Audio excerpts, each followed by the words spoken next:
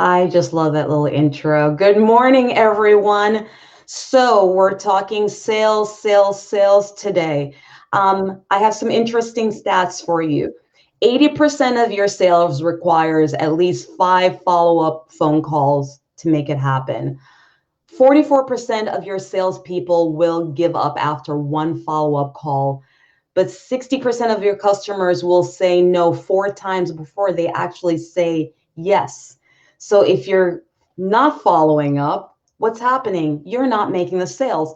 So today, your sales is the answer to your funding needs. We're going to discuss that this morning because based on my experience with my clients, working with them through the week, I hear sales issues and training issues, leadership issues. And so I wanted to make sure that the rest of this year, I was bringing leadership coaches and sales trainers to really help you move through your business day. So our continued effort is to offer that great information for my referral partners. My name is Paula Mattisonsierra, the owner of Power Marketing SF and the host of 10 at 10. Today, I have Mr. Steve Johnson, scaling sales, entrepreneur, IT, operations, production, partnerships, and sales across multiple industries. Good morning to you, sir. How are you doing? Great, Paula. Thank you for having me. So great to So see you. So you're like the second time on the show here. You're like a part of like I think there's only 5 people who've been on duplicating times. That must say something. I must like you or something, Steve. I don't know. It's great. So It's good to be a frequent flyer. I appreciate it. there you. So how did you get to be a sales guru? How many mistakes did you have to make to get I to this made level? I made all of them +5. Look, I've got I came to it through a non-traditional background, and as you mentioned, I have a background in IT and operations and some sales. And then I worked for a fantastic CEO who had me do some projects for him. And the last project was to grow a scalable, repeatable sales team and sales Oh, process. That was the most fun I had in my career. And so that's why I'm doing it today. Yeah. nice, nice. I mean, I find that as a marketer, I hear that issue all the time. And my marketing process can't work if they're not following up on the leads and all the excitement that our part of the marketing team has brought to the table. Um, and so, can you explain for us a little bit our topic today? How is our sales process even tied to funding? Couldn't we just get an investor or extend our bank loans, or can we do something else than go make Abs- sales? What's You know, that? absolutely. And the timing is really fantastic for this topic. This week, MailChimp was purchased by Intuit Software for Oh, $12 billion. That got announced this week. And what I didn't realize when I read about it is that it was a bootstrapped company by the two owners. So they grew out of sales. And wouldn't we all? I mean, it would be great for all of us if we could do something maybe was just half as successful as that. wow. I did not know that about MailChimp. That Yeah, makes so much sense now. absolutely.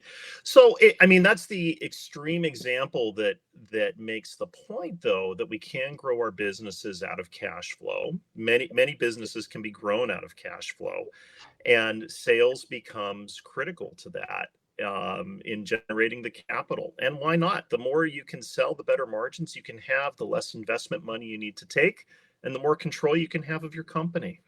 No, absolutely. I was reading the 10X rule, and he said, he made a comment about, people always talking about, oh, we have great customer service. We have customer service. It's like, yeah, but you got to have customers to have better and better customer service. Like, so that should be your focus, not focusing on customer service. Let's get some clients to better our customer service, you know? And so Absolutely. the big thing that we were discussing when we discussed this topic, Steve, was that hesitancy in sales. Hmm. Hmm. Talk to me on, speak to me, speak on that. Okay, great. Well, There are several reasons why people are hesitant with sales, but in my experience, business owners who are hesitant and even business leaders who have to step into the role, Yeah. it's natural to some people, but it's not natural to others.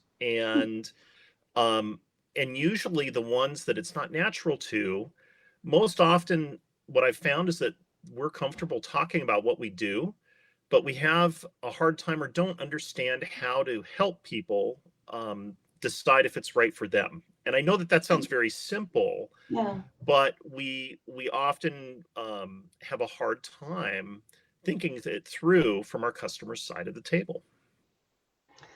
Well, let me ask, that leads me to another side question. Do you think that this has anything to do with the perception of salespeople and how people feel about money and making money? I mean, Hmm. because think about all the bad things that are said about money. I mean, it's paper, it doesn't do anyone Yep. any harm, but money's the root of all evils. Like, is it really? But it's a Right. piece of paper, you know? I I think you're absolutely right. And I think there are four reasons. And that's one of them. And that's probably the top one for a lot of people Yeah. is we have this cluster of fears around success or money or failure or mediocrity, all those things. And I am in no way qualified to speak to that. Okay.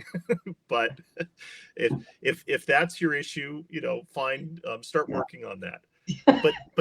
But that's one of them, and it's Yeah. legitimate. Yeah. The other three though that I run into is often like people just we don't know where to start.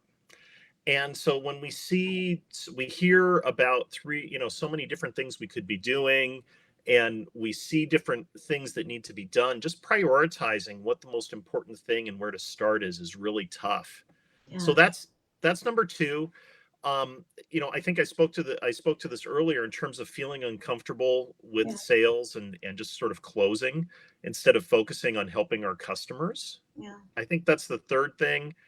And then the fourth one, and this is the one that I think is most uncommon, is and it just happens by default, but we can help it and help ourselves by focusing on ways to help our customers make a better decision.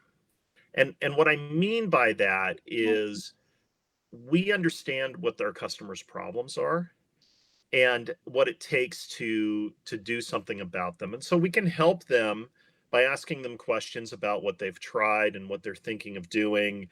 And hey, have you considered X, Y, and Z, right? X, Y, and Z, Mhm. other things that they should be thinking about, but they're not, and just help give them the information they need to make the best possible decision for themselves. And all those things get away from talking about what we do, our features, our benefits, and they all focus on focusing on the customer and what makes sense to them from their side of the table. No, absolutely. I mean, up until I guess about 4 years ago, I was making that same mistake as well, forgetting that my customers are not art directors. So Right. we would do things and we would just send it to them and go, make a decision, see you later, instead of sitting with them and walking them through and guiding them through. It's like, hey, this is why they hired you. This Hmm. is not the way to do it. And I found that the decisions were made a lot quicker. They Hmm. felt like they were part of the process. And so it's interesting, but of course, it makes logical sense that the sales portion of it would be the same as well.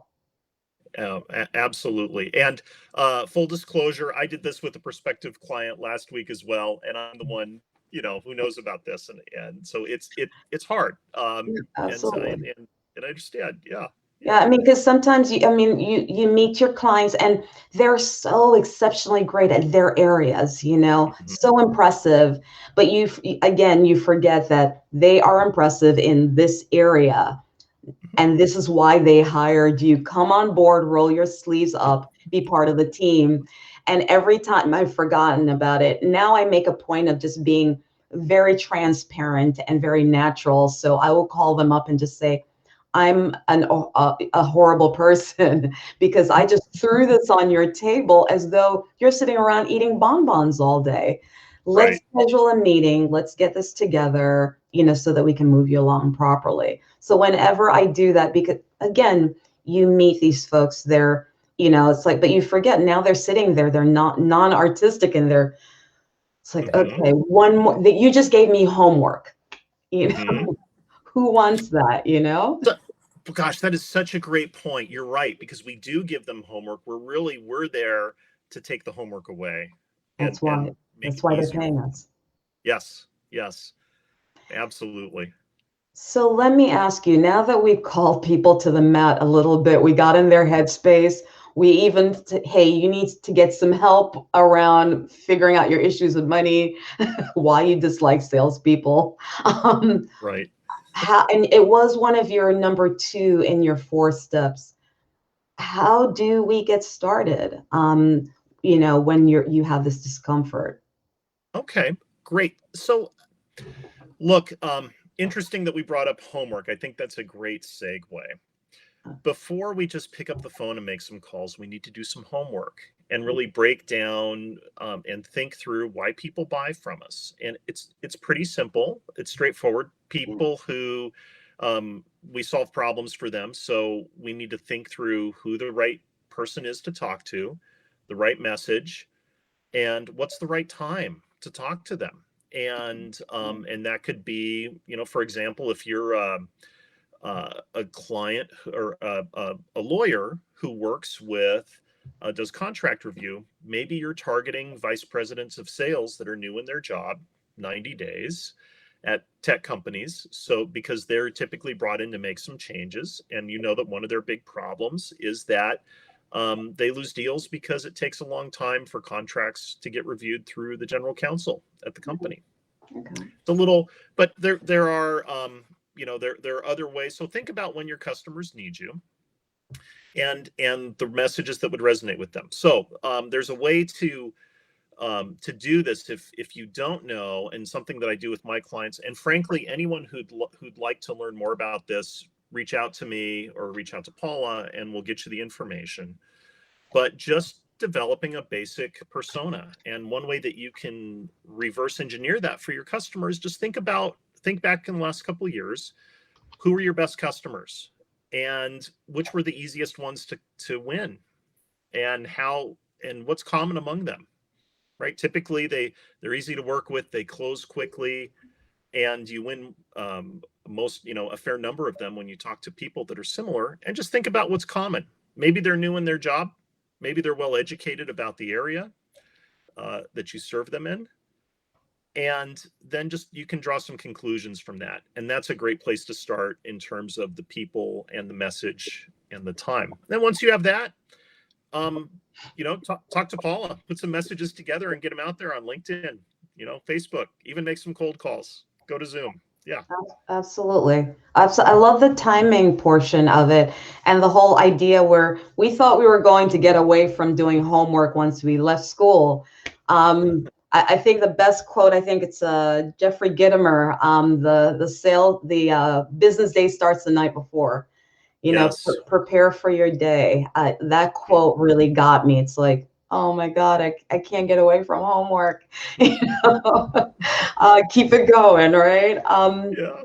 So I guess the big one for me is a follow up to this. It's like, okay, we've put some processes in place. We're doing a bit of homework. We're preparing, and it's a two-parter. So I'm going to drop this one in. How do now that I have this process, Hmm. do you have any tips around just getting past the picking up the phone or because sometimes the issue is literally just picking up that phone. Any tips there around that? It's like, I mean, because I hear people literally use the word fear. Yes. Yes. um Often it's fear, often it's we are stuck because we don't know what to do next. And sometimes, and I think most in my experience, fear is driven by that too. So think about it. It's the same problem our customers have when they want to come to us. If they have to work too hard to figure out why it's good for them to work with us, they're probably not going to click on our website or give us a call. And Yes. so think about that concept with sales. If you're having a hard time picking up a phone or reaching out to someone, there's too much space between what you want to do and why you need to do it, and it's not clear what it is that needs to happen. Like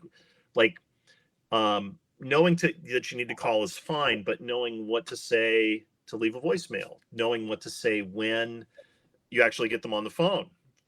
What's the purpose? Well, ideally you just want to set an appointment. But what if they want to talk more, right? Being prepared for those scenarios. So what I recommend is that you start with the big issue and keep simplifying it. And you can do this on a piece of paper or in a document. I think that's the easiest way. And just keep writing and thinking about the simpler tasks until you get down to something that you can do or get started in 2 minutes or less. Oh, And yeah, and it doesn't make sense to pick up the phone to make a call if you don't know what you're going to say if you get somebody on the phone. So small first things detail. first. Right, right. And and so do your homework, get ready the night before. And in my experience, clients who sit down to do this, it takes longer than they expect. So give yourself a week and spend 20 minutes to an hour a couple days a week, every day and just work on it. And then what's great about it is you can try it. And if it doesn't work, you can keep refining it, which you'll need to do. Yeah. So look at it as every effort is just your next best draft. One of the questions I get is like, where do I find these people? Do I buy a list? Do I do this? Do I do that? And it boggles my the imagination sometimes. If I feel like the more access we have to each other, the further apart we are from each Mm-hmm. other. I mean, we see Mm-hmm. it with everything that's going on right now. We have more access to getting to each other, but it's like, but how do I call Steve? Well, try his LinkedIn page, his website. Is he on Facebook? DM him Mm-hmm. in that way. And I think that's one of the questions that I get when I broach the subject of sales. Like, how do you start? I'm like, LinkedIn, Yelp's a great place as well because Yep. you're already seeing people who are doing well at running their businesses, or Mm-hmm. we think they're doing well. I don't know if these are fake reviews, people. I'm not making a judgment here, but at least it's a place to start, right? I mean, I think I shared with you a story about when I had my last business, my clothing business, how Mm-hmm. I would just cold call from Europe all the way across America until I got to the West Coast. So it was like a Mm-hmm. dedicated 5 hours or so every morning. And I got all of those leads from looking at every single major city in the world has their own magazine. San Francisco magazine, New York magazine, Oakland magazine. Everyone has one. And they share Right. about all of the top players. I'm like, well, they're my top players. Let me go call them. Yep. It's a place to start. You know what I mean? So we have a lot of access, folks. So my suggestion is that's a good place to start. What's your opinion about lists, Steve? Well, it depends how big your market is. And so when you say lists, what I'm assuming is you're buying a list and you're going to do maybe like a mass emailing campaign, mass call, mass email, mass follow up. Yeah. And I think if it depends who you are. If you have a couple of people that are dedicated to doing that, it can absolutely work. Okay. If you don't have sort of that scale and that scope, lists are really challenging because it becomes a numbers game, but it's hard to make it a smart numbers game. And the key is not so much to make the calls, but to get someone to interrupt their day and pick up the phone or read your email and then make an appointment with you to have a meaningful conversation. Mm. And the key to that is plugging into one of the key things, top two or three problems that they're having. So it gets back to the right person, the right message at the right time. And if you can identify that and get a list that has a pretty good probability of getting to those people, that's great. That's one way to do it. Another tool is also if you know who they are and maybe they're new in their job, like the VP of sales example, well, you could go to LinkedIn and do a search and pretty quickly figure out who's new in their job Yeah. and just target them directly and Yeah. save a lot of time and effort working with people who aren't probably going to be qualified for your services. So it depends, but it's a piece of the puzzle. It can be a piece of the puzzle. Yeah, that makes perfect sense. Because that's another one that I get a lot from clients. Marketing is about relationship building, and so we've spoken about people having issues with money and salespeople. How do you build a relationship where your prospects may also have issues with salespeople and money as well? Yep. Any suggestions there for our viewers? Such a great question, because you're not only competing for their attention now, but you're competing against all of the lousy sales experiences they've had in their life to date. And here's my recommendation. If you can only do one thing when you're working to attract and help your customers, your prospects, focus on helping them solve their problems, understand what their problem is and how to solve it. And if you do this, and so that could be um, an infographic that talks about one of their key problems that they're having, that gives them a little bit of a roadmap to know what to do next, or sparks a new thought for them. But by finding ways to help them, or maybe a free 15-minute session, or some way that you create value, something that's really valuable to them from their perspective, you'll build trust. Yeah. And and and at the end of the day, it's all about they're trusting you to help them solve one of their problems. So I think it always comes back to that. And if you can work with someone and help them solve a significant problem for themselves, then the hesitancy goes away. Their past experience can get overcome, and it opens up a lot of doors and opportunities. So again, just to repeat, I think if there's one thing, if there's one takeaway, it's to just stay focused on customer problems and helping them I solve like those problems. I love that, by the way. Being a problem solver, go figure. Coming at it that angle. Let me throw this one out to you because, of course, as you were speaking, a thought came to me. You and I are both part of the same networking organization, Provisors, to give them a little prop. I'm also additionally part of another networking organization, BNI, as well. And can you make any suggestions about sales within the networking sphere? Because I hear this one a lot. Well, I'm part of a networking group. I don't have to do sales. Mm-hmm. And Mm-hmm. that one's a concern to me because I think as business people, just us walking out there and being part of our group and having is part of our sales process. And of course, for me, it's a branding, reputation building issue as well. Um, Yep. what's your opinion on this, Steve?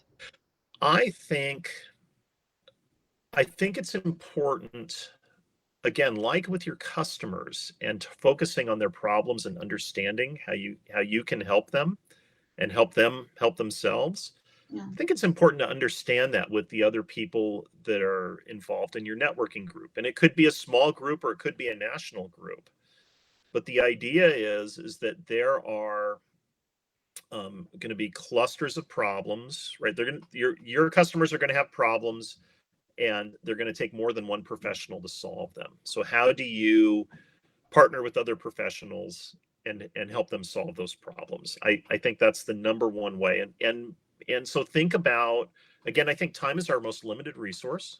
Yeah. So think about where the best use of your time is going to be in terms of creating value for other members of your network. And one way to create value is to create introductions.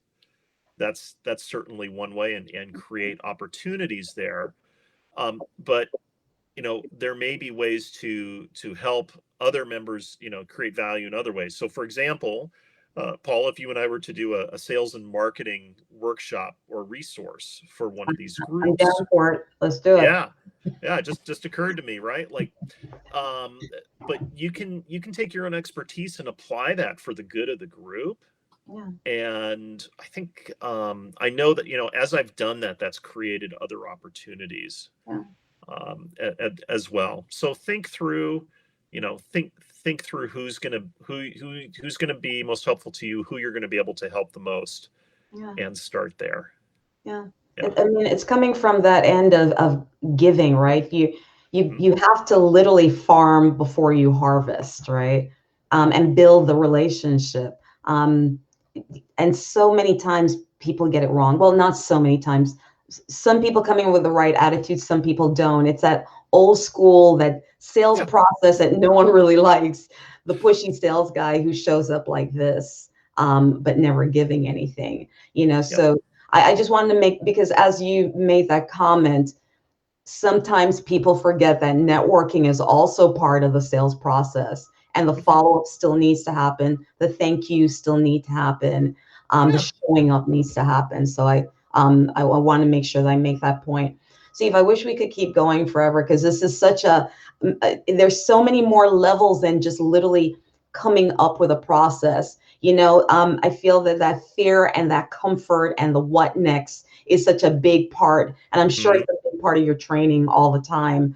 So if people want to connect with you, get more information, how would they go about doing this? Fantastic. So the best way to keep in touch with me and what I'm thinking every month is to subscribe to my newsletter. You can subscribe at scalingsales.com.